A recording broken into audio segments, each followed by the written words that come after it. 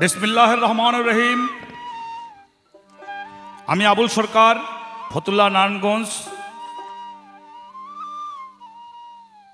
ওস্তাদ মরহুম হাজী শাহাবুদ্দিন বয়াতি তিনি সহ সবার প্রতি ভক্তিপূর্ণ সালাম রেখে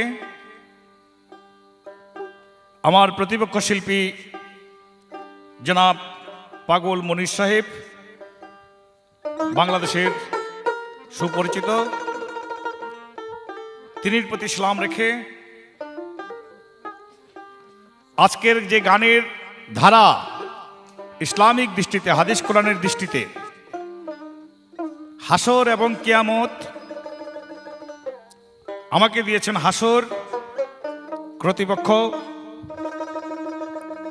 আমার প্রতিপক্ষ শিল্পীকে দিয়েছেন কিয়ামত। এই ইসলামিক সুন্দর ধারাটি পৃথিবীর সমস্ত মানুষের জন্য উপহার স্বরূপ। ইহা প্রযোজনা করেছেন বাংলাদেশের সর্বশ্রেষ্ঠ অডিও এবং ভিসিডি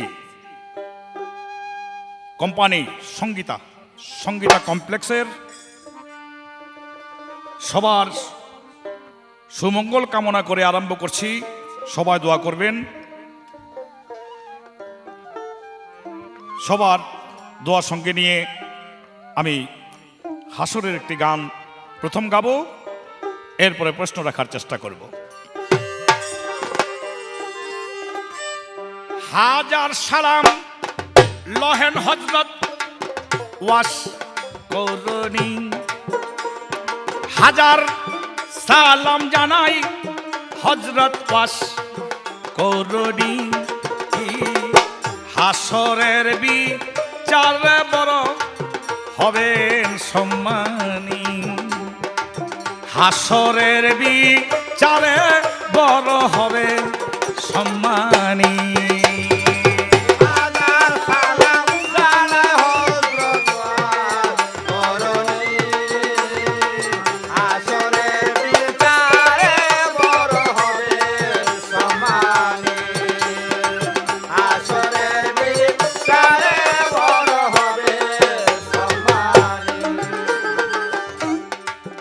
নবীর গায়ের জামা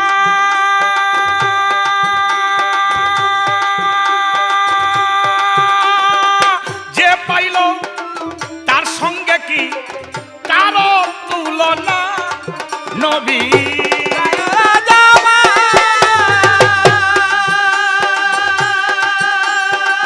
যে পাইল তার সঙ্গে কি কারো তুলনা। ছিল বেলা এতি জামান নবীর প্রেমের নিশানি, ওরে ছিল বেলা এতি জামাই ওইটা প্রেমের নিশানি। হাসরের বিচারে বড় হবে সম্মানী, হাজার সালাম জানাই হযরত করুনি। হাসরের বিচারে বড় হবে সম্মানী, হাসরের বিচারে বড় হবে সম্মানী। আপনার উসিলাতে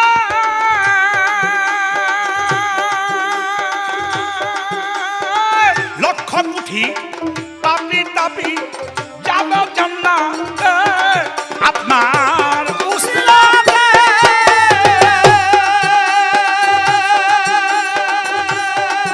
এখন লক্ষ কোটি পাপী তাপী যাবে জান্নাতে। আমার দয়াল নবীর জবানেতে ছিল এই বাণী, আমার দয়াল নবীর জবানেতে ছিল এই বাণী। হাসরের বিচারে বড় হবে সম্মানী, হাজার সালাম জানাই হযরত ওয়াস করুনি।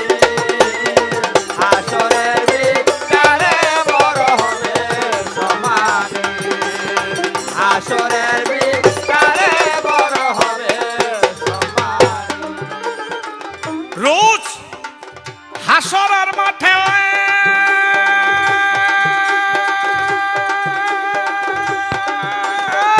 নিজেই আল্লাহ হুকুম দিবে অস্করণীর রূপে রূপে হাসরের মাঠে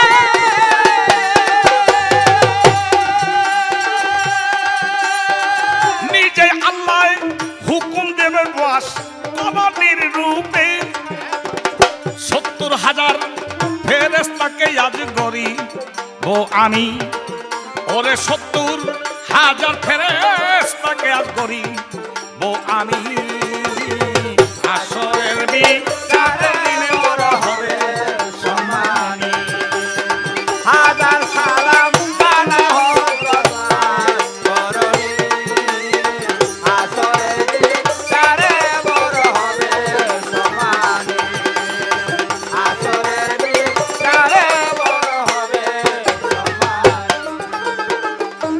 পাগল পাগল আসে কি এমন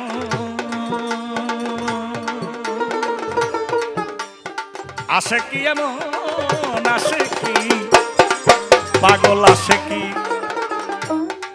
পাগল আসে কি এমন যাহারো সে তাতে কাঁপে আল্লাহর সিংহাসন পাগল আসে কি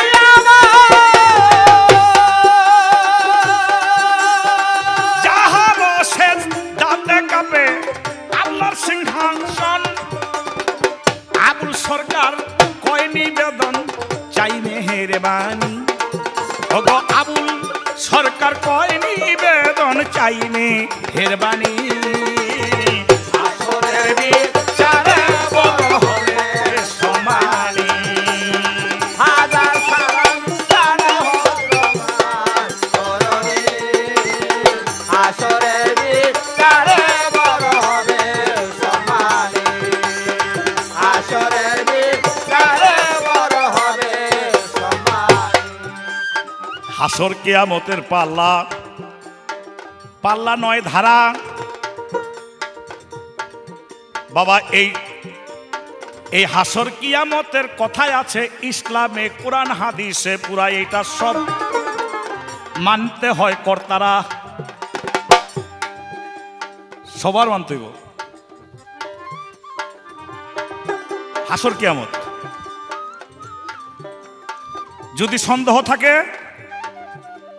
তাইলে আগে তোমার কাছে প্রশ্ন তোমার মরণের প্রতিও তোমার সন্দেহ আসেনি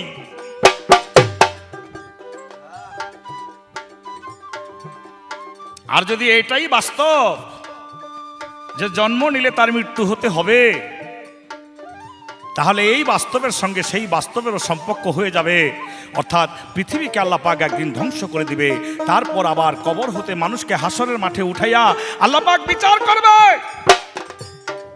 তোমার যে আমি দুনিয়ার মধ্যে পাঠিয়েছিলাম আমি তোমাকে যেই জন্য পাঠিয়েছিলাম সেই কাজ তোমার দ্বারা হয়েছে কিনা তারপরে আরো কত কাম আছে নামাজও পড়ে শুধু খাই রোজাও রাখছি ঘুষও খাই পুরস্কার কইয়া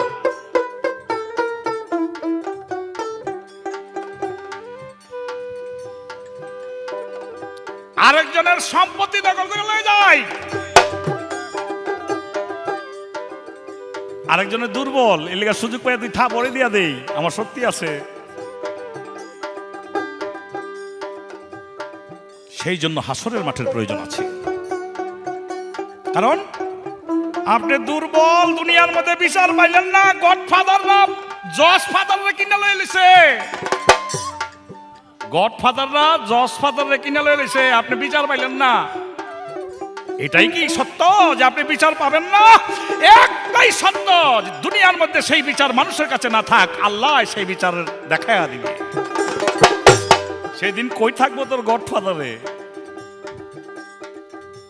সেই জন্য হাসর কিয়ামত গান শোনা প্রত্যেকটি মানুষের প্রয়োজন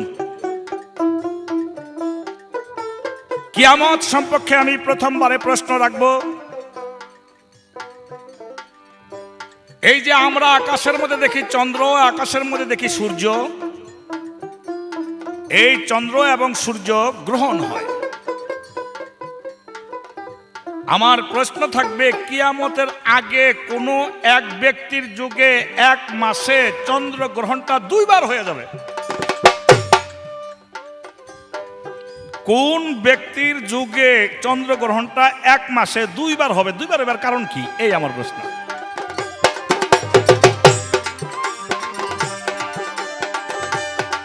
পাগল আশা কি যেমন, পাগল আশা কি এমন, যাহার শেষ দাঁত দেখাবে আল্লাহর সিংহাসন। পাগল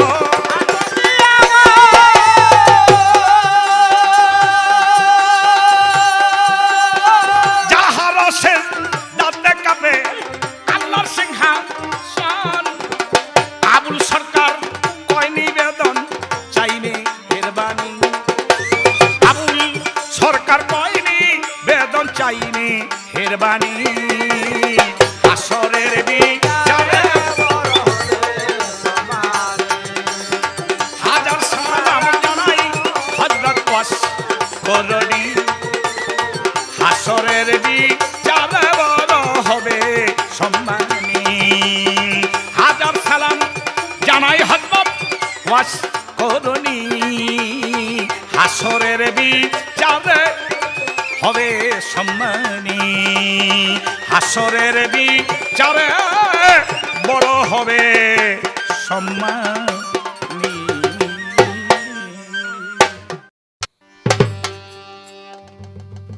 আসসালামু আলাইকুম। আজকে আপনাদের সম্মুখে উপস্থিত হয়েছি দুইটি পালা নিয়ে, যে পালা হাদিস এবং কোরআনের দৃষ্টিতে প্রত্যেকটা মুসলমানের জন্যই প্রযোজ্য। এই পালা বা এই পালার কথা আমাদের মুসলমান হিসাবে হাদিস কোরআনের ভিতরে জানা দরকার এবং হাদিস কোরআন পড়াও আমাদের প্রয়োজন। আমার বিপক্ষে শিল্পী বাংলাদেশের সুনামধন্য গায়ক মোহাম্মদ আবুল সরকার সাহেব, উনি গাবেন হাসরের পালা। আমার ওস্তাদ পাগল বাচ্চু সাহেব, আমি তারই ছাত্র মোহাম্মদ পাগল মনির, আমাকে দিয়েছেন কিয়ামতের পালা। আর এই পালা উপহার দিচ্ছেন বাংলাদেশের সুনামধন্য কোম্পানি সঙ্গীতার পক্ষ থেকেই আজকে এই পালা উপহার দেওয়া হচ্ছে। আমাকে সর্বপ্রথম প্রশ্ন করেছেন একটি, চন্দ্রগ্রহণ বা সূর্যগ্রহণ। প্রশ্ন করেছেন কিয়ামতের আগে কার আমলে এক মাসে দুইবার চন্দ্রগ্রহণ হবে, কেন? ইনশাল্লাহ আমি চেষ্টা করব জবাব দেওয়ার জন্য। তার আগে আমার একটি গান কিয়ামত সম্পর্কে। এ পৃথিবী যেমনি আছে তেমনি পরি রবে,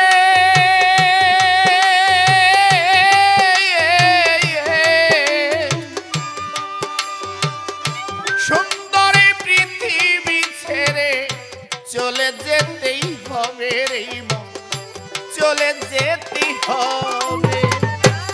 এ পৃথিবী যেমনি আছে তেমনি পড়ে রবে,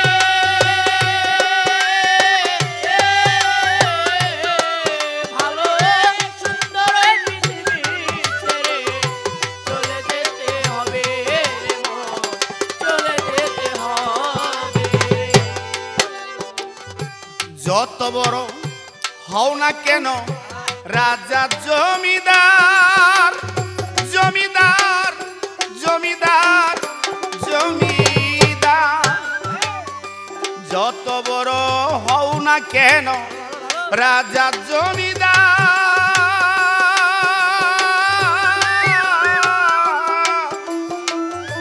দালান দুটা পাকা বাড়ি ঘড়ি টেন্ডেস্টার এই মন, ঘড়ি টেন্ডেস্টার, যত বড় হও না কেন রাজা জমিদার,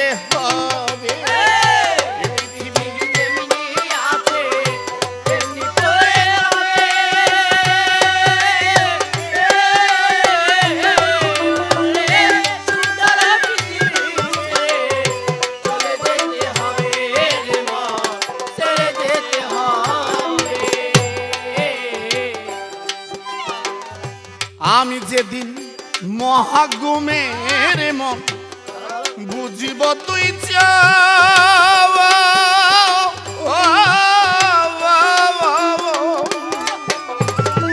পাড়া প্রতিবাসী সবই করবে কিছু শোক, তারা করবে কিছু শোক। আমি যেদিন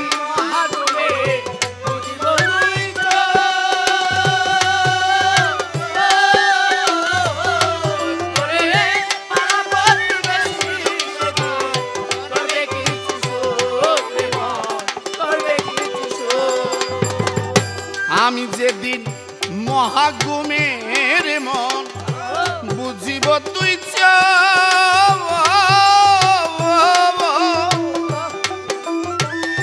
পাড়া প্রতিবাসী সবই করবে কিছু শোক, তারা করবে কিছু শোক। আমি যে পৃথিবীর লোক রে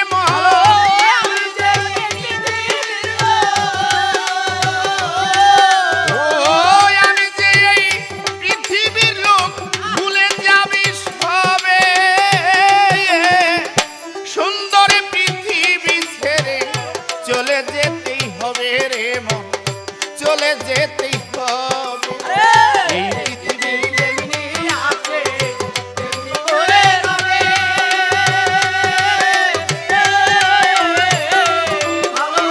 সুন্দর চলে যেতে হবে রে মন, চলে যেতে হবে। চন্দ্র সূর্য গ্রহ তারা রে মন, আকাশ বায়ু জল জল জল জল যেমনি আছে তেমনি রবি, সবই অবিকল রে মন, সবই অবিকল। ও রে মন, চন্দ্র সূর্য গ্রহ তারা আকাশ বায়ু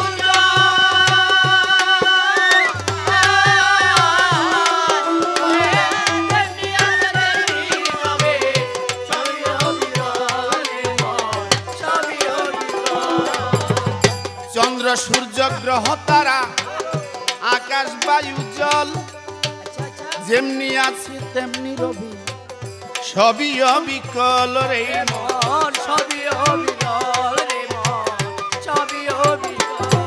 হবে আমি তো থাকবো না কেবল রে মন, আমি তো থাকবো না আমি তো থাকবো না কেবল জনপূর্ণ হবে। সুন্দরী পৃথিবী ছেড়ে চলে যেতেই হবে রে মন, চলে যেতেই হবে। এই পৃথিবী যেমনি আছে তেমনি করে রবে। ভালো সুন্দর পৃথিবী ছেড়ে চলে যেতে হবে রে মন, চলে যেতে হবে। শব্দ স্পর্শ রূপ রস গন্ধ রে মন, বন্ধ হবে যেদিন, বন্ধ হবে যেদিন, বন্ধ হবে যেদিন এই পৃথিবীর অস্তিত্ব থাকবে না সেই দিন রে মন, থাকবে না সেই দিন। শব্দ স্পর্শ রূপ রস গন্ধ বন্ধ হবে যেদিন,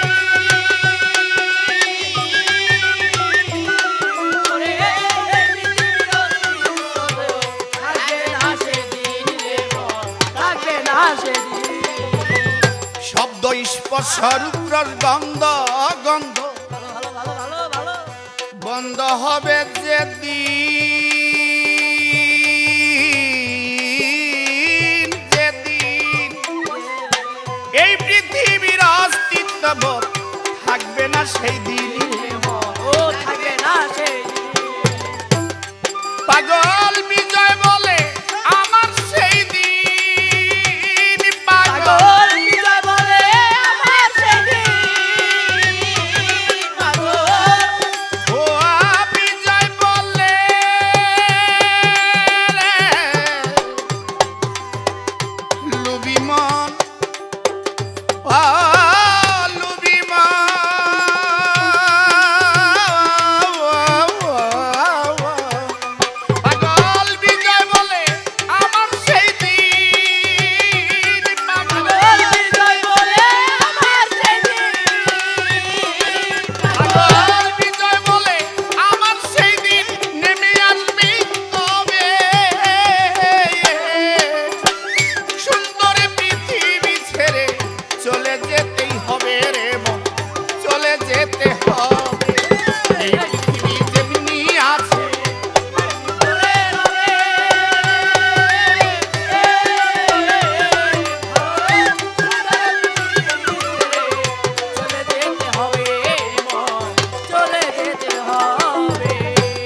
কাছে প্রশ্ন করেছেন আবুল সরকার সাহেব, সে কিয়ামত কোন মাসে, কার আমলে এক মাসে দুইবার চন্দ্রগ্রহণ হবে কেন? হাদিস তার প্রমাণ দিয়েছে, কিয়ামতের আগে বা 30 ব্যক্তি নবুয়ত দাবি না করা পর্যন্ত বা নবী দাবি না করা পর্যন্ত কিয়ামত হবে না। কিয়ামতের আগে এক ব্যক্তি আসবে যার নাম হবে ইমাম মাহদী। আর সেই ইমাম মাহদী যখন আসবে, আর ইমাম মাহদীর আমলেই এক মাসে দুইবার চন্দ্রগ্রহণ হবে, আর সেই মাস হবে রমজানের মাস। সেই মাসটি হবে রমজানের মাস, আর ওই রমজানের মাসে এক মাসে দুইবার হবে চন্দ্রগ্রহণ। কার আমলে? হযরত ইমাম মাহদীর আমলে। এই আপনার একটি প্রশ্ন। বলি হারি, আমার যা প্রশ্ন ছিল সুন্দর জবাব দিয়েছে সরকার সাহেব। আসলে ভালো মানুষের কাছে ভালো জবাব পাওয়া যায়। আমার প্রশ্ন, হাসর, আল্লাহ পাক হাসরে মাঠ গঠিত করবে। আল্লাহ এই হাসরের মাঠে প্রত্যেকটা মানুষ যার যার কবর থেকে গেজার মতো দাঁড়ায় উঠবে। কিন্তু গেজার মতো দাঁড়াবে আল্লাহ পাক হাসরের মাঠে। কার পাপ, কোন ধরনের মানুষ, এক ধরনের মানুষ আল্লাহ তাদেরকে এত ভালোবাসবে, তারা কিছু কিছু পাপ যদিও করে থাকে, আল্লাহ তাদেরকে সেদিন মহব্বত করে সে পাপ গোপন রেখে দিবে। আল্লাহ তাদেরকে এত মহব্বত করে, আর মহব্বতের খাতিরে তারা পৃথিবীর থাকা অবস্থায় যে কিছু কিছু পাপ করেছে, আল্লাহ ওই পাপগুলা সেই দিন গোপন রাখবে। আমার প্রশ্ন, আল্লাহ কোন ব্যক্তিদের পাপ সেই দিন গোপন করে রাখবে কেন? এ আমার একটি প্রশ্ন, আশা করি জবাব দিবে।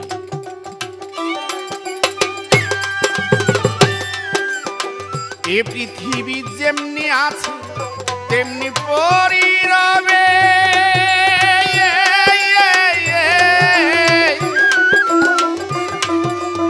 সুন্দর এই পৃথিবী ছেড়ে চলে যেতেই হবে রে মন, চলে যেতেই হবে। এই পৃথিবী যেমনি আছে তেমনি পরি রবে।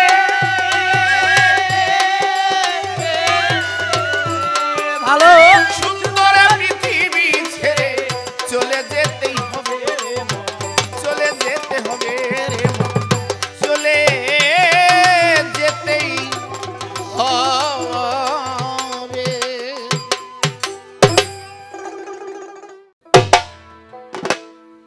আমার প্রশ্নের জবাব দিয়া আমাকে হাসরের মাঠে প্রশ্ন রেখেছেন।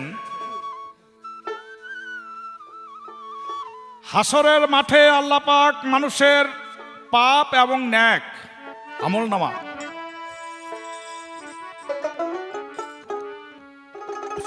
প্রত্যেকটি মানুষকে হাসরের মাঠে উঠাইয়া আল্লাহ পাক আবার বিচার করবে, ন্যায় বিচার। এজন্য তার নাম হলো, তার ভাবটা রেখেছে তুলাদণ্ড, অর্থাৎ আমলনামা খাতা। এই খাতা তো সংখ্যা গণা কথা লিখবেন, 1 মন কথা লিখলেন, কিন্তু এই মনটা আগের দিনের হিসাবে আর কি মন, 40-এর 1 মন। এই মনটা মাপার যে ওজনটা, এই মাপার ওজনটা কিন্তু আবার আলাদা, এটা কিন্তু কাগজ কলমে না। ঠিক এই মাপার ওজন, সেই ওজনটার নাম হলো তুলাদণ্ড। চুল পরিমাণ ব্যতিক্রম সেদিন হবে না আল্লাহ পাকের বিচারে। কিন্তু সেদিন আল্লাহ পাক এক প্রকার মানুষের ভুল ত্রুটি পাপ সেদিন আল্লাহ নিজেই গোপন করে ফেলবেন। বড় দামি কথা, এটা কে পারছি কে না করছি যার যার মনের মধ্যেই জানে।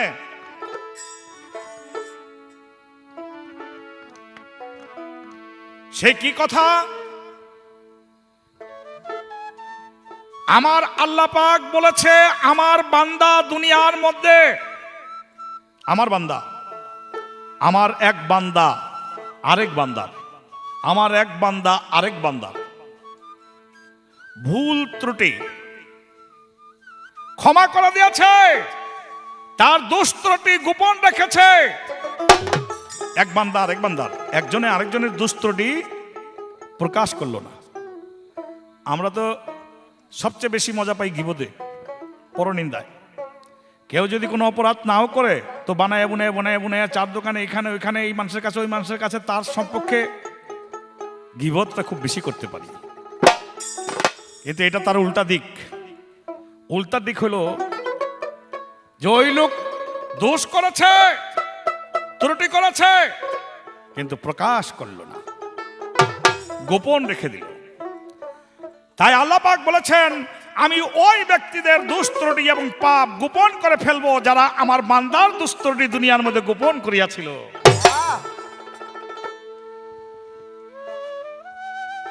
এই তিনটি প্রশ্ন ছিল। আমি কিয়ামত সম্পর্কে একটি প্রশ্ন রেখে তারপর একটি গান ধরব। আমার কিয়ামত সম্পর্কে এবারের প্রশ্ন, এ দুনিয়ার মধ্যে খানে দরজাল আসবে। খানে দরজাল মানুষের ঈমান নষ্ট করার জন্য আসবে, নবী দাবি করবে, সুযোগ পাইলে আল্লাহ দাবি করবে। আমার নবী করিম সাল্লাল্লাহু আলাইহি ওয়াসাল্লাম বলেছেন সেই খানে দরজালকে বধ করার জন্য আল্লাহ পাক ঈসা পয়গম্বরকে উঠাই নিয়ে গেছেন।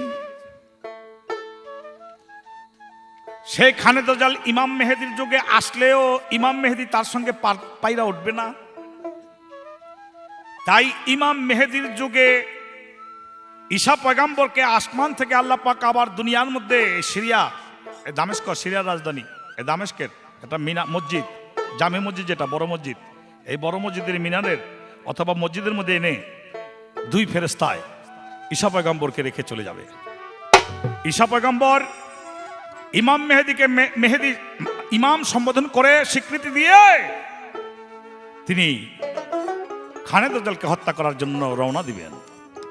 আমার প্রশ্ন থাকবে এই পৃথিবীর কোন জায়গাটার মধ্যে ঈসা পয়গম্বর কিভাবে খানে দরজালকে হত্যা করবেন? এই যে আমার প্রশ্ন।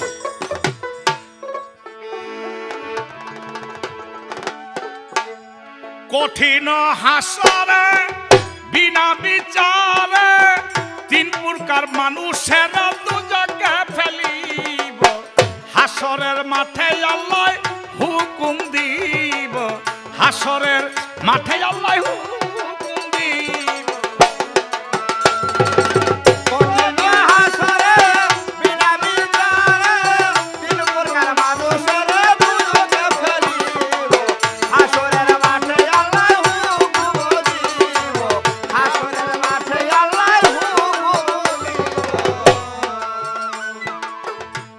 আল্লাহ তো বিচার করব, কিন্তু হাসরের মাঠে আল্লাহ পাক বলতেছে ওই তিন প্রকার মানুষের বিচারই আমি করব না, বিনা বিচারে ওদেরকে দুজকের মধ্যে জাহান্নামের মধ্যে নিয়ে যাও, নিক্ষেপ করো। তিন প্রকার। প্রথমে সেরেকি হবে তারা দুজকি, ওদের বিচার নাহি হাসরে তুলিব।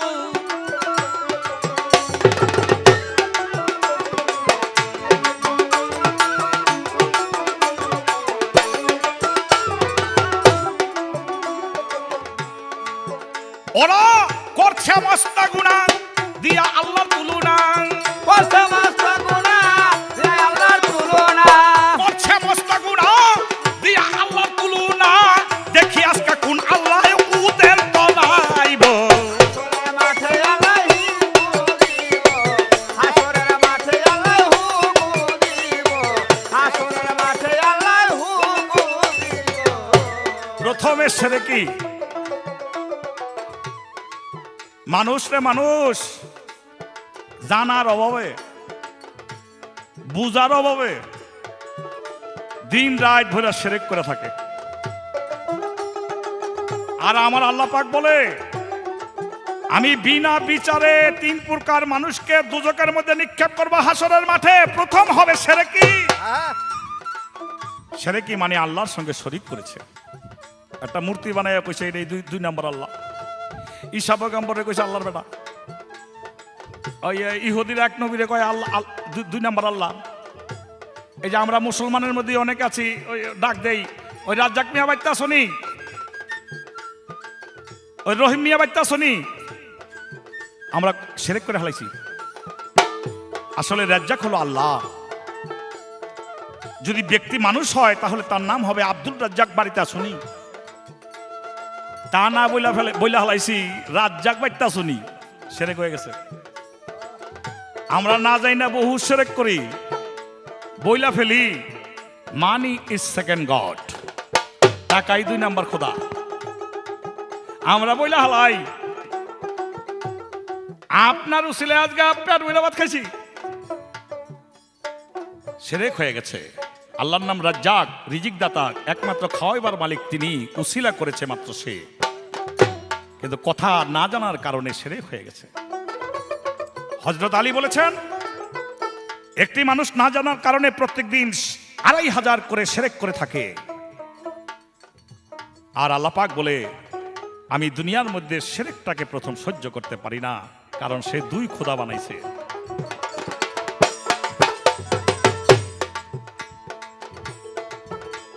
দুই নাম্বার, আল্লাহর কালামের কথা যারা কইল মিথ্যা,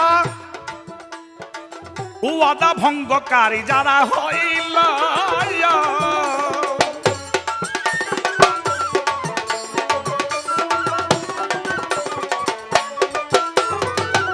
আল্লাহর কালামের কথা যারা কইল মিথ্যা, ওয়াদা ভঙ্গকারী তারা হইল। আল্লাহ নিজেই হবে বাদী যারা মিথ্যাবাদী, নিজে হবে বাদী যারা মিথ্যাবাদী, নিজে হবে বাদী যারা মিথ্যাবাদী। দ্বিতীয় দলেতে ওরা দুজকে যাই। হাসরের মাঠে আল্লাহ হুকুম দিব, হাসরের মাঠে আল্লাহ হুকুম দিব, হাসরের মাঠে আল্লাহ হুকুম দিব। আল্লাহর কালামের কথা আল্লাহ কইছে, মরার পরে কবরের মধ্যে যাইবা, ওইখানে তো তোমার হিসাব কিতাব হইব। আর একদল মানুষ কয় দেওরে মিয়া মরে গেলে সব শেষ, আর কি এর হিসাব কিতাব। আল্লাহ কয় হাসরের মাঠে তুমি আমারকে সন্তুষ্ট করার বিনিময়ে আমি তোমাকে সন্তুষ্ট করব জান্নাত দিয়া, ব্যস্ত দিয়া। আর এক প্রকার মানুষ কয় কি এর হাসরের মাঠে আবার কি এর ব্যস্ত, ব্যস্ত হইলে দুনিয়া। তাই আল্লাহর কালামেরই কথা যারা কইল মিথ্যা, ও আদা ভঙ্গকারী তারা হইল। আল্লাহ নিজেই হবে বাদী যারা মিথ্যাবাদী, দ্বিতীয় দলেতে তারা দুজকি হইব। মাতা পিতা নেই, ওরা মা মা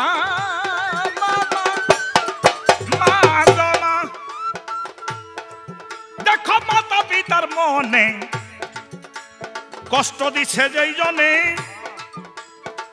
বিনা বিচারে ওরে দুজকে ফেলিব।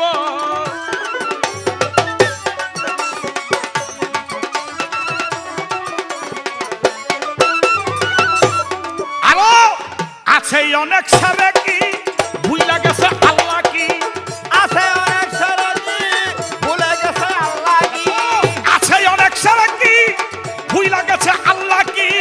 আবুল সরকার লেখি লেখি কত বুঝাইব। হাসরের মাঠে আল্লাহ হুকুম দিব, হাসরের মাঠে আল্লাহ হুকুম দিব, হাসরের মাঠে আল্লাহ হুকুম দিব। মাতা পিতার মনে কষ্ট দিচ্ছে যে জনে, বিনা বিচারে ওদের দুজকে ফেলিব। আরো আছে অনেক সারা কি ভুইলা গেছে আল্লাহ কি,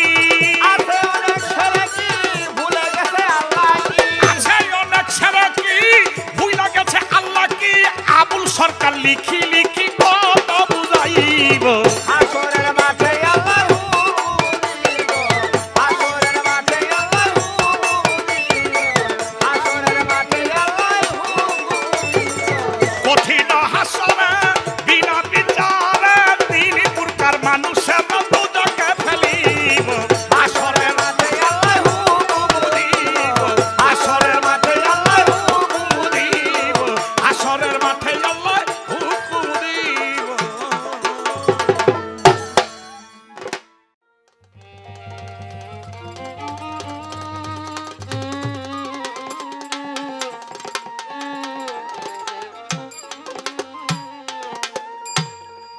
আমার প্রশ্নের জবাব দিয়ে আমাকে নতুন করে প্রশ্ন করেছেন, কিয়ামতের আগে আসবে দুই ফেরেশতার কাঁধে ভর করে ঈসা আলাইহিস সালাম, আর সেই ঈসা আলাইহিস সালাম এসে তার আগে আসবে খানে দরজাল। এই খানে দরজালকে ঈসা আলাইহিস সালাম কোথায় হত্যা করবে, কিসের মাধ্যমে, কিসের সাহায্যে? আমি চেষ্টা করবো ইনশাল্লাহ জবাব দেওয়ার জন্য। তার আগে কুল্লে নফসে জায়কাতুল মউত, মানুষ মরণশীল, কেউ 2 দিন আগে, কেউ 2 দিন পরে, সবারই একদিন মরতে হবে। মানুষ মানুষকে ফাঁকি দিতে পারে, আপনি আমাকে ফাঁকি দিতে পারবেন, আমি আপনাকে ফাঁকি দিতে পারবো, কিন্তু মরণকে কেউ ফাঁকি দিতে পারবে না। যেমন আমাদের বাংলাদেশ থেকে কেউ কাউকে হত্যা করে, খুন করে নদীর ওই পার চলে যায়, অর্থাৎ ভারতে চলে যায়, আবার কিছুদিন পর দেখা যায় আইসা পড়ে। কিন্তু বাবারে, এই পৃথিবীতে মানুষ পারে, কিন্তু আপনি পৃথিবীর যে কোনো জায়গায় যাবেন না কেন, মরণ আপনার সাথে সাথেই আছে। মরণকে কেউ ফাঁকি দিতে পারে না। আর সেই দিকে লক্ষ্য করি আমার একটি গান, তারপরে আমি ইনশাল্লাহ জবাব দিতে চেষ্টা করব।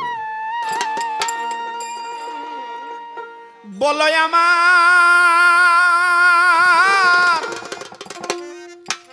আর মনে এই কল্পনা,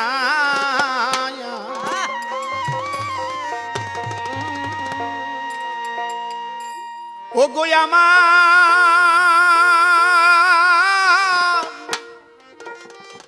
আর মনে এই কল্পনা,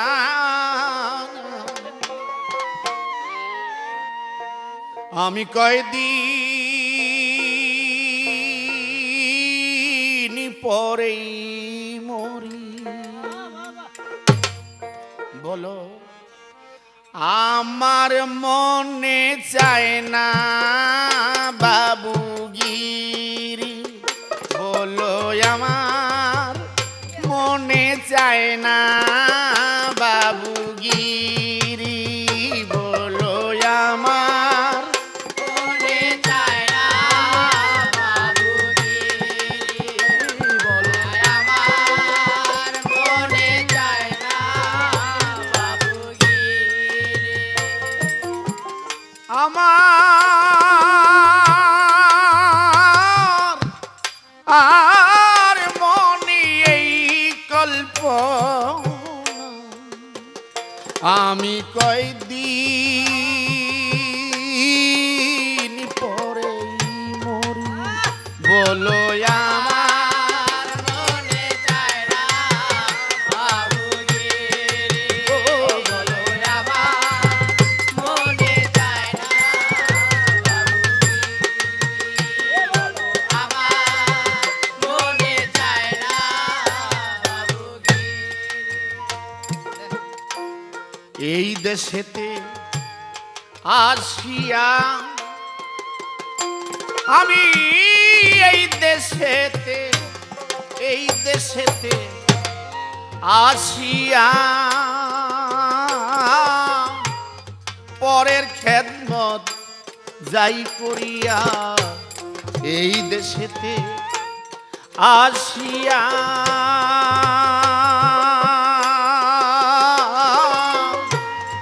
পরের খেদমত যাই করিয়া বলো শেষের দিনে কাঁদবি বসিয়া ও বলো শেষে দিনে কাঁদবি বসিয়া ও তুই শেষের দিনে কাঁদবি বসিয়া বলো মনে মনে আর কি করি বলো আমার মনে চায় না বাবুগিরি আমার মনে চায় না বাবুগিরি আমার মনে চায় না বাবুগিরি এখনো তোর সময় আছে লুবি মন লুবি মন লুবি মন লুবি মন এখনো তোর সময় আছে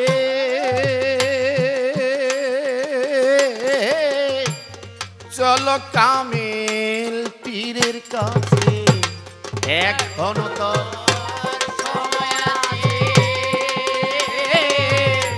চলো কামেল পীরের কাছে এখনো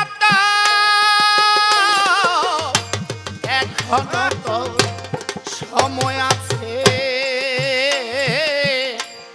চলো কামেল পীরের কাছে করে যে পথে উঠাইয়া দিবে ওরে যে পথে উঠাইয়া দিবে করে যে পথে উঠাইয়া দিবে বলো সে পথে আটিয়া ধরি বলো আমার মনে চায় না বাবুগিরি বলো আমার মনে চায় না বাবুগিরি আমার মনে চায় না বাবু ও আমার মনে এই কল্পনা বলো আমার মনে এই কল্পনা বলো আমার মনে এই কল্পনা আমি কয়দিন পরেই মরি বলো মনে চায় না বাবুগিরি ও বলো আমার মনে চায় না বাবুগিরি ও বলো আমার মনে চায় না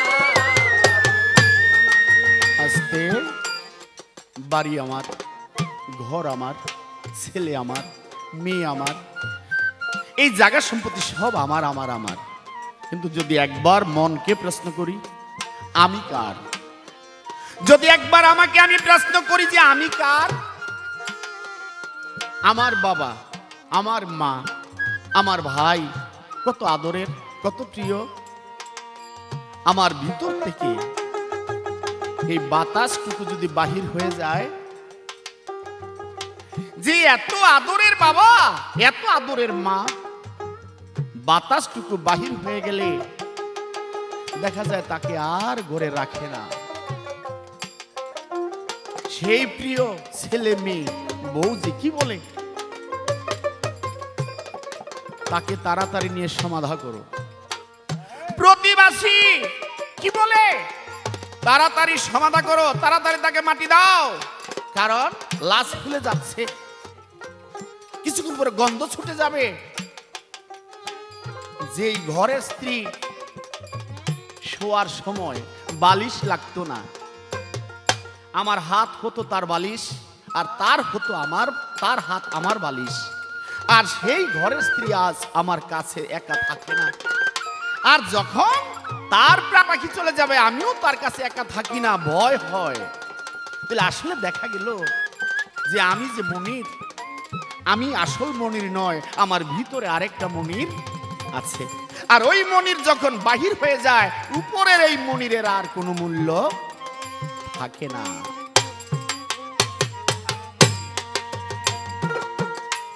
পাগল মনির না বুঝিয়া বাবারে পাগল মনির পাগল মনির না বুঝিয়া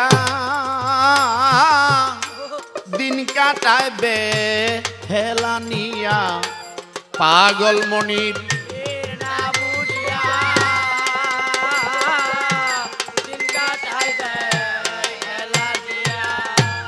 এই পাগলে না বুঝিয়া দিন কাটায় বে হেলা নিয়া আমার মনে এই বুঝিয়া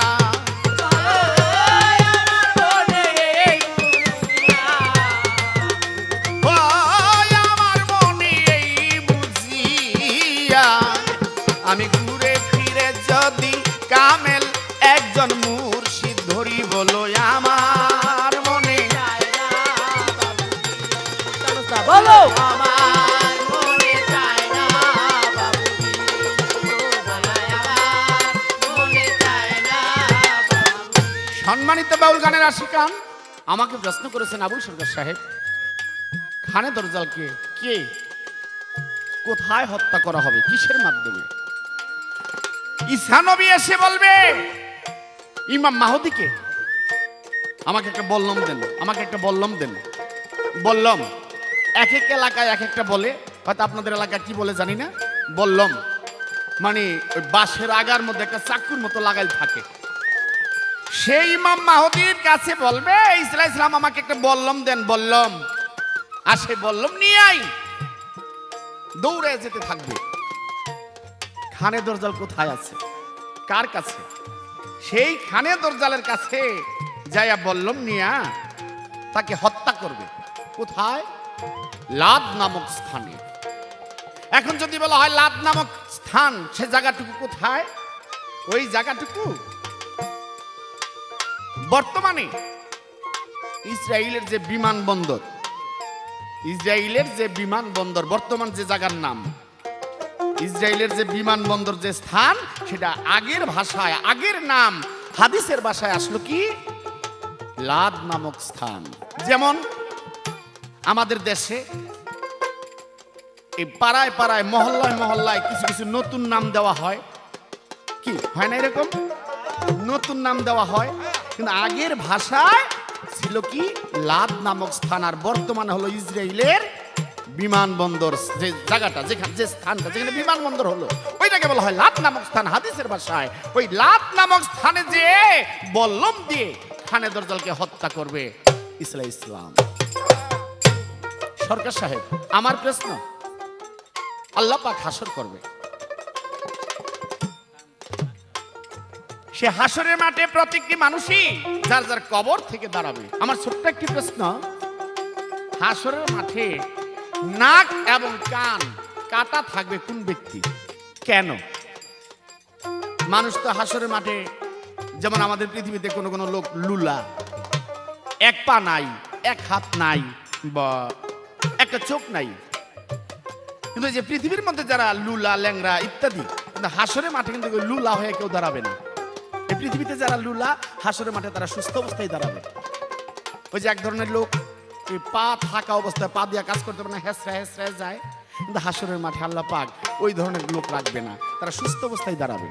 তবে কিছু লোক দাঁড়াবে এই অর্ধাঙ্গ অবস্থায়, সেটা আবার হাদিসের ভাষায় পৃথিবীতে যারা খারাপ করছে। মনে করেন পৃথিবীতে আপনি ভালো মানুষ, যেমন আমি মনির ভালো, আল্লাহ দিলা হাত দিয়া ধরতে পারি, পা দিয়া চলতে পারি, কিন্তু যদি আমার আমল নামা খারাপ হয়, এমন কিছু পাপ আছে, ওই পাপ করলে কাল হাসরের দিন আমি অর্ধাঙ্গ অবস্থায় দাঁড়াবো, সেটা আলাদা জিনিস না। আমার প্রশ্ন, কাল হাসরের মাঠে নাক এবং কান কাটা থাকবে কার, কেন?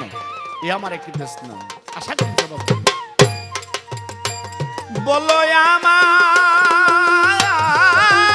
মনে এই কল্পনা, বলো আমার মনে কল্পনা। ও আমার মনে এই কল্পনা, আমি কয়দিন পরেই মরি। বলো আমার মনে চায় না বাবুগিরি, বলো আমার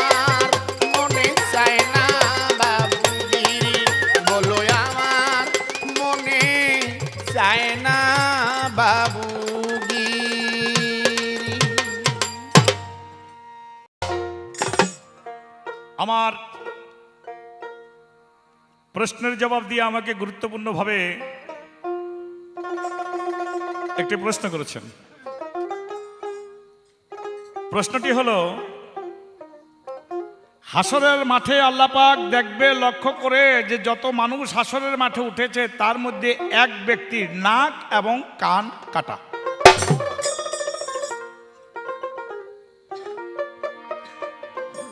কেন? হাদিসের মধ্যে এসেছে রাসূলের এক সাহাবী আব্দুল্লাহ ইবনে জাহাশ, আব্দুল্লাহ ইবনে জাহাশ তিনি যুদ্ধের ময়দানে রাসূল করিম সাল্লাল্লাহু আলাইহি ওয়াসাল্লামের সঙ্গে উপস্থিত হয়েছেন। উপস্থিত হইয়া শত্রুদের সঙ্গে যুদ্ধ আরম্ভ করার আগে মুহাম্মদ মুস্তাফা সাল্লাল্লাহু আলাইহি ওয়াসাল্লামকে অনুরোধ করে বলছে, ইয়া রাসূলুল্লাহ, আমার জন্য আল্লাহর কাছে একটু হাত তোলেন। আপনি শুধু মুনাজাত করে বলবেন, হে আল্লাহ পাক, হাসরের মাঠে আব্দুল্লাহ ইবনে জাহাশ নাক এবং কান কাটা অবস্থায় আপনার সামনে উপস্থিত হয়ে দেখাইতে চায় যে যুদ্ধের ময়দানে ইসলামের জন্য, ধর্মের জন্য, আল্লাহর জন্য, আল্লাহর নবীর মহাব্বতে তিনি যুদ্ধ করতে করতে শত্রুর আক্রমণে শহীদ তো হয়েছে নেই, তার নাকও কাটছে দুশমনরা, তার কানও কেটে ফেলেছে। আপনি এই মোনাজাতটা একটু করেন। রাসূল হাত তুললেন। রাসূল বলতেছে, আল্লাহ পাক হাসরের মাঠে আব্দুল্লাহ ইবনে জাহাশকে নাক কান কাটা অবস্থায় উঠাবেন। তার আকাঙ্ক্ষা যুদ্ধের ময়দানে শত্রুদের আক্রমণে নাক কান অবস্থায় উঠে আপনার সামনে উপস্থিত হয়ে দেখাবে যে আমি আল্লাহর ধর্মে যুদ্ধ করতে করতে শত্রুদের আক্রমণে শহীদ তো হয়েছি, নিহত তো হয়েছে, আমার নাক কান পর্যন্ত কেটে দিয়েছে, আমি এটা দেখাবো আল্লাহর কাছে। এই জন্য আল্লাহ পাক এর মনের বাঞ্ছাটা পূর্ণ করে দেন। আপনি রাসূল করিম সাল্লাল্লাহু আলাইহি ওয়াসাল্লাম মুনাজাত করে, আব্দুল্লাহ ইবনে জাহাশ আমিন আমিন করে মুনাজাত শেষ হইল, শত্রুদের কাছে চলে গেল, শত্রুদের সঙ্গে যুদ্ধ শুরু করে দিল। যুদ্ধ করতে করতে এক পর্যায়ে শহীদ হয়ে গেল, অথবা যুদ্ধ করতে করতে এক পর্যায়ে দুশমনের তরবারি তার নাকের আগার মধ্যে লাগিয়া নাক কেটে গেল। যুদ্ধ করতে করতে করতে করতে এক পর্যায়ে শত্রুর তরবারির আঘাতে তার এক কান কেটে গেল। যুদ্ধ করতে করতে করতে করতে এক পর্যায়ে দুশমনের কাফেরের হাতে সে শহীদ হয়ে গেল। আমার আল্লাহ পাক মুহাম্মদ মুস্তাফা সাল্লাল্লাহু আলাইহি ওয়াসাল্লামের মুনাজাত এবং আব্দুল্লাহ ইবনে জাহাজের মনের বাঞ্ছা পূর্ণ করে দিলেন যুদ্ধের ময়দানে, এবং ওই মনোবাঞ্ছা পূর্ণ করবেন রোজ হাসরের মাঠে সমস্ত মানুষের সামনে, এবং আল্লাহ পাকের সামনে আব্দুল্লাহ ইবনে জাহাশ নাক কান অবস্থায় উঠে তিনি শহীদের স্মৃতি, কাফেরদের সঙ্গে যুদ্ধ করেছেন সেই স্মৃতি আল্লাহর কাছে দেখায়া বলবে, আপনার জন্য আমার নাক এবং কান কাটা। এই যে তার চিহ্ন। এই ছিল প্রশ্ন। আমি হয়তো সামনের আর সময় পাবো না, সময় নেই। সামনের আসরে মনির ভাই সাহেব আপনাদেরকে গান শোনাবে এবং প্রশ্নের জবাব দিবে, ওইটুকুই সময় আছে। তো আমি একটি প্রশ্ন রেখে যাই। রাসূল করিম সাল্লাল্লাহু আলাইহি ওয়াসাল্লামের সাহাবীরা কোন এক দ্বীপের মধ্যে গিয়া দেখে জঙ্গল, জঙ্গলের মধ্যে দেখে একটা কুঁড়ে ঘর বা বড় ঘর, বা সেই ঘরের মধ্যে এক ব্যক্তি জিঞ্জিরে বাঁধা। মুহাম্মদ মুস্তাফা সাল্লাল্লাহু আলাইহি ওয়াসাল্লামের সাহাবীরা তার সম্মুখে উপস্থিত হওয়ার পরিপ্রেক্ষিতে সেই ব্যক্তি রাসূল করিম সাল্লাল্লাহু আলাইহি ওয়াসাল্লামের সাহাবীদের প্রশ্ন করলেন কয়েকটি। ওই প্রশ্নের জবাব সাহাবীরাও দিলেন, আর ওই সেই ব্যক্তি, যে ব্যক্তি বাধা, সেই ব্যক্তি বুঝতে লাগলেন যে না, কিয়ামতের সময় এখন হয় নাই, কিয়ামতের সময় এখন হয় নাই। আমার প্রশ্ন থাকবে, সাহাবী এবং জঙ্গলের মধ্যে যেই শিকল দিয়া বান্ধা অবস্থার ব্যক্তি, এই দুই দলে যে কথাবার্তা হলো, ওই ব্যক্তির সঙ্গে যে সাহাবীদের কথাবার্তা হইল, এই কথাবার্তার মধ্যে কিয়ামত সম্পর্কে কি আলোচনা হয়েছিল, তার মধ্যে কিয়ামতের ইঙ্গিত কি বোঝানো হয়েছিল, এই আমার একটি প্রশ্নই শেষবারে রইল।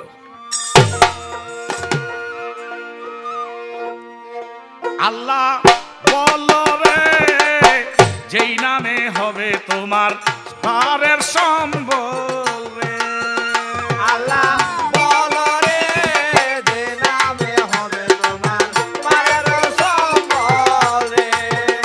আল্লাহ বলো রে যে নামে হবে তোমার পারের সম্বল রে। সে বড় কঠিন পারি হাসরের দিন, হিসাবের দিন রে ভাই, বিচারের দিন। সে বড় কঠিন পারি হাসরের দিন, হাসরের দিন রে ভাই, হিসাবের দিন। সে দিনে কেউ নাই রে সেদিন, তারে কেন ভুল রে, যেই নামে হবে তোমার পারের সম্বল রে। আল্লাহ বলো রে যে নামে হবে তোমার পারের সম্বল রে। আল্লাহ বলো রে যে নামে হবে তোমার পারের সম্বল রে। আমল নামার হিসাব শেষে তুলিবে মিজানে, আমল নামার হিসাব শেষে তুলিবে মিজানে। আল্লাহ নামের কত ওজন দেখাইবে সামনে, আল্লাহ নামের ওজন কত দেখাইবে সামনে। কুঠি গুণান নামের গুণে হইয়া যাবে সুলরে, যেই নামে হবে তোমার পারের সম্বল রে। আল্লাহ বলো রে যে নামে হবে তোমার পারের সম্বল রে। আল্লাহ বলো রে যে নামে হবে তোমার পারের সম্বল রে। আল্লাহকে ভুলিয়া যারা এই দুনিয়ায়, আল্লাহকে ভুলিয়া যারা থাকে দুনিয়ায়, হাসরে উঠিবে তারা অন্ধ অবস্থায়। আল্লাহকে ভুলিয়া যারা থাকলো দুনিয়ায়, হাসরে উঠিবে তারা অন্ধ অবস্থায়। আবুল সরকার ভাবিয়া কয় গেল সময়, গেল রে, যেই নামে হবে তোমার পারের সম্বল রে। আল্লাহ বলো রে যে নামে হবে তোমার পারের সম্বল রে। আল্লাহ বলো রে যে নামে হবে তোমার পারের সম্বল রে। আল্লাহকে ভুলিয়া যারা থাকলো দুনিয়ায়, হাসরে উঠিবে তারা অন্ধ অবস্থায়। হাসরের মাঠে এক প্রকার লোক উঠে বলবে আমরা তো অন্ধ ছিলাম না। হাসরের মাঠে এক প্রকার লোক অন্ধ অবস্থায় উঠে বলবে আমরা তো অন্ধ ছিলাম না। অন্ধ হইলাম কিভাবে? আল্লাহ পাক বলেছেন হাদিস কুদসির মধ্যে, ওয়া মা কালে ফি হাজি ফি আমা ফা ফিল আখিরাত ওয়া মা ওয়াদাল্লুস সাবিলা। দুনিয়ার মধ্যে যারা গাফেল, আল্লাহ হইতে গাফেল, যারা আল্লাহকে ভুলিয়া রইল, আল্লাহর কথা মনেই নাই, এই মনটার মধ্যে আল্লাহ নাই, এরাই অন্ধ। এরা যতই নায়ক নায়িকা টেলিভিশন থেকে আরম্ভ করে সিনেমার মধ্যে গিয়া ওই ছবি করে, সিনেমা করে, অভিসারে বলাকায় যতই দেখুক না কেন দুনিয়ার মধ্যে, কিন্তু তাদের অন্তর মরা, অন্তরের মধ্যে আল্লাহ নাই। তাই আল্লাহ পাক বলবে দুনিয়ার মধ্যে তোমরা আল্লাহকে ভুলিয়াছিলে, এই জন্য আখেরাতে তোমাদেরকে অন্ধ অবস্থায় উঠানো হয়েছে। এই জন্য বলা হয়েছে আল্লাহকে ভুলিয়া যারা থাকলো দুনিয়ায়, হাসরে উঠিবে তারাই অন্ধ অবস্থায়। আল্লাহকে ভুলিয়া যারা থাকলো দুনিয়ায়, হাসরে উঠিবে তারাই অন্ধ অবস্থায়। ওরে আবুল সরকার ভাবিয়া কয় গেল সময়, গেল রে, নামে হবে তোমার পারের সম্বল রে। আল্লাহ বলো রে যে নামে হবে তোমার পারের সম্বল রে। আল্লাহ বলো রে যে নামে হবে তোমার পারের সম্বল রে। আবুল সরকার ভাবিয়া কয় গেল সময়, গেল রে, যেই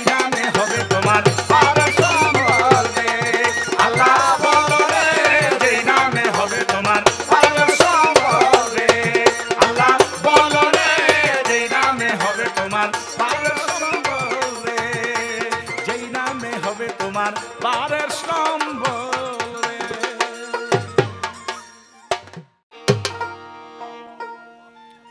সম্মানিত সুধীমণ্ডলী, বড় সুন্দর জবাব দিয়ে প্রশ্ন রাখলেন, কিয়ামতের আগে দেখা যাবে রাসূলের কয়েকজন সাহাবী সমুদ্রের দ্বীপে এক ব্যক্তি শিকলে বাঁধা, আর তখনই সে ব্যক্তি কয়েকটি প্রশ্ন করবে, রাসূলের সাহাবীরা প্রত্যুত্তরের জবাব দিবে, আর ওই জবাবের সাথে কিয়ামতের কিছু সম্পর্ক আছে।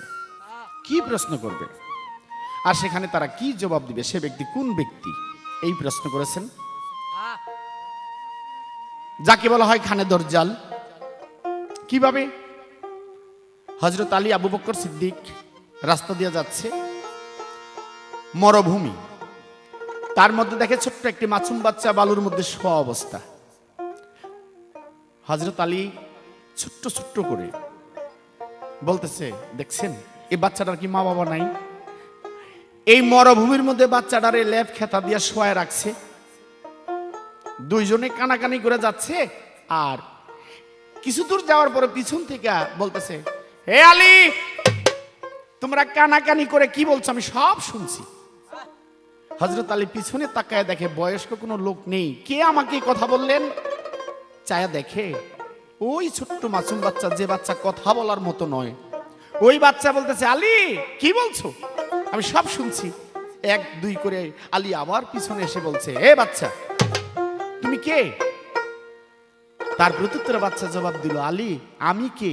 আমাকে প্রশ্ন না করে তোমাদের যে মূর্খ মুহাম্মদ, সেই মূর্খ মুহাম্মদকে যে প্রশ্ন করো যে আমি কে। হযরত আলী মহারাগ হয়ে গেল, বেয়াদব, যিনি দুজাহানের বাদশা আল্লাহ, যাকে সৃষ্টি না করলে 18,000 মাখলুকাত সৃষ্টি করতেন না, আর সে মুহাম্মদকে বলছো মূর্খ মুহাম্মদকে প্রশ্ন করতে। হযরত আলী কমর থেকে তলোয়ার বাহির করলেন, তাকে কাতল করবে, তলোয়ার উপরে তুলে নিচে লক্ষ্য করে দেখে বাচ্চা উধাও, বাচ্চা গায়েব হয়ে গেল। আলী আরো আশ্চর্য হয়ে গেল, সাথে সাথে রাসূলের কাছে যে বলতেছে, হে আল্লাহর নবী, এ বাচ্চা কে? তখনই রাসূল বলছে, আলী রে সাবধান সাবধান, ওই ব্যক্তির কাছ থেকে সাবধান, সেই খানে দরজাল। আর আলী বলল, হুজুর তাকে কি আর দেখতে পারবো না? হ্যাঁ দেখতে পারবে। তার কিছুদিন পরেই রাসূলের 30 জন সাহাবী সমুদ্র ভ্রমণ করতে যেয়ে বদ্বীপের মধ্যে যে দেখে একটি বিরাট বড় জঙ্গল, বন, আর তার মাঝখানে একটি ছোট্ট ঘর, ওই ঘরের ভিতর চুলগুলা কুকরানো কুকরানো শিকল দিয়ে এক লোক বাঁধা। যাই বলছে, আপনি কে? তোমরা কে? কোত্থেকে আসছো? আমরা মদিনা থেকে আসছি, আমরা মুহাম্মদের সাহাবী। আর তখনই প্রশ্ন করে, আহা সেই মুহাম্মদের সাহাবী, আচ্ছা তোমাদেরকে কয়েকটি প্রশ্ন করি, করুন। যে বলো তো কাবা ঘরে কি এখনো আজান দেয়? হ্যাঁ কাবা ঘরে আজান দেয়। আমার এখনো যাওয়ার সময় হলো না। বলো জয় ফোরাত নদীতে কি এখনো জোয়ার ভাটা আছে? কয় আছে। আমার এখনো যাওয়া হলো না। বলো আরবের খুরমা কি এখনো মিষ্টি? হ্যাঁ মিষ্টি। আমার এখনো যাওয়া হলো না। আবারও প্রশ্ন করে, ট্রাইবের পানি কি এখনো আছে? কয় আছে। আমার এখনো যাওয়ার সময় হলো না। একে একে প্রশ্ন করে আর রাসূলের সাহাবীরা উত্তর করে, আর প্রত্যেকটা প্রশ্নের উত্তরে খানে দরজাল আফসোস করতে থাকে যে আমার এখনো যাওয়ার সময় হলো না। যতদিন পর্যন্ত কাবা ঘরে আজান দিবে, ফোরাত নদীতে জোয়ার ভাটা থাকবে, ঝমঝম কূপে পানি থাকবে, ততদিন পর্যন্ত খানে দরজাল আসতে পারবে না। এই আপনার প্রশ্নের উত্তর। আমি এবার ছোট্ট করে একটি গান রাখবো কিয়ামত সম্পর্কে। আমার গানে ভাষায় ছন্দে ভুল হলে আমাকে ক্ষমার দৃষ্টিতে দেখবেন। আমার এই গানই এই বিসিডির জন্য আজকের শেষ গান।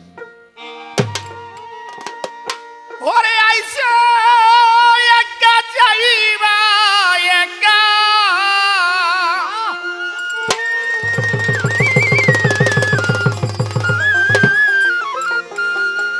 আরে মানুষ বিচার করে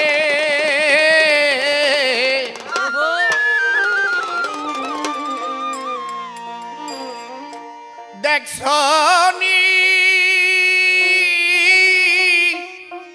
নিতে আইসে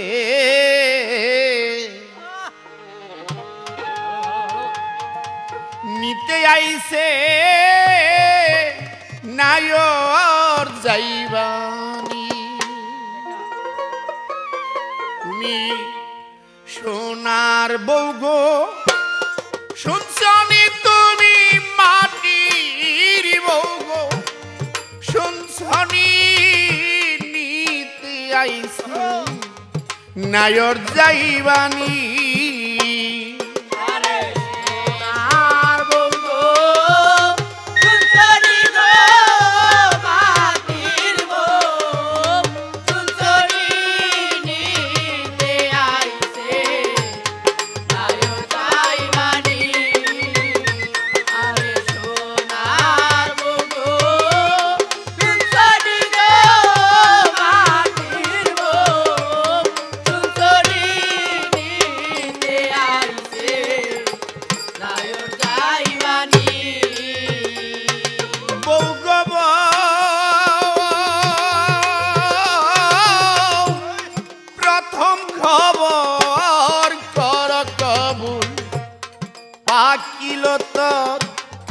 মাথারি চুল পরে যাবে তোর মুখের দন্ত খানি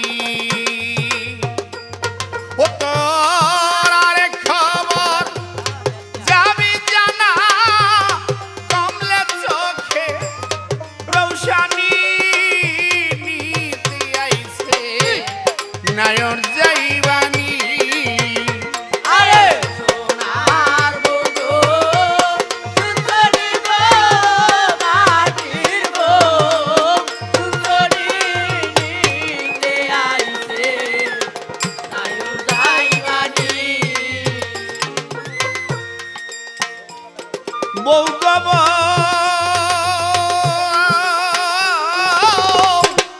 বড়ই পাতা গরম জলে শুয়াইয়াম শাড়ির তলে গোসল দিবে বউ তুমি তাহা জানো তোমায় চারজনা চার কান্দিনী সাজিবে নতুন নায়রিনী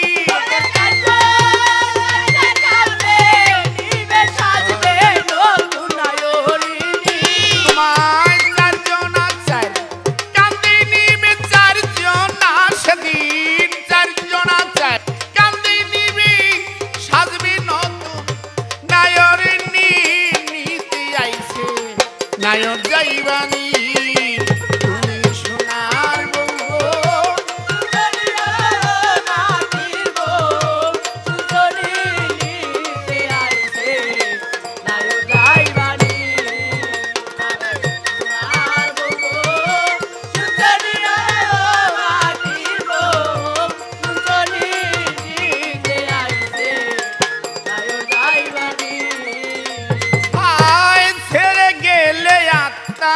জামাই এই দেহের আর কিসের গোড়াই পচা দেহের বিচার করে দেখছো ও ছেড়ে গেলে আত্মা জামাই এই দেহের আর কিসের গোড়াই পচা দেহের বিচার করে দেখছো এবার আত্মার শনি তোর প্রীতি দেওয়ানি বলে সজনী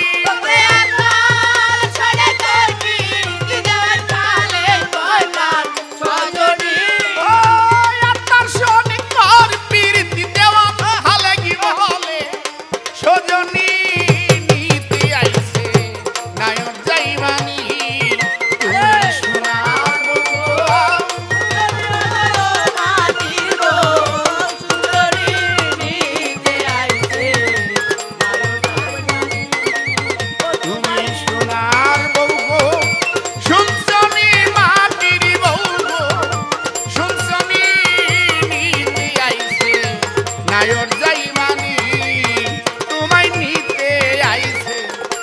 নায়র যাইবানি